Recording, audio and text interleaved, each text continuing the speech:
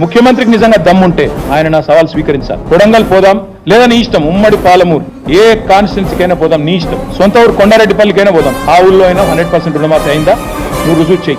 అక్కడ ఉన్న రైతులందరినీ కూర్చోబెడదాం. మీడియా సెక్యూరిటీ వద్దు, ఆఫీసర్లు, చీఫ్ సెక్రటరీలు, భయపెట్టేటోళ్ళు, బ్యాంకర్లు ఎవరు.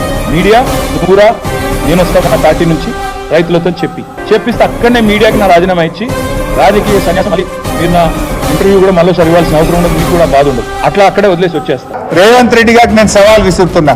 నిజంగా సంపూర్ణంగా రైతు రుణమాఫీ పూర్తయిందంటే నువ్వే చెప్పు, ప్లేస్ చెప్పు, డేట్ చెప్పు, టైం చెప్పు, ఏ జిల్లాకు పోదాం, ఏ మండలానికి పోదాం, ఏ గ్రామానికి పోదాం, నువ్వు చెప్పు, నేను వస్తా.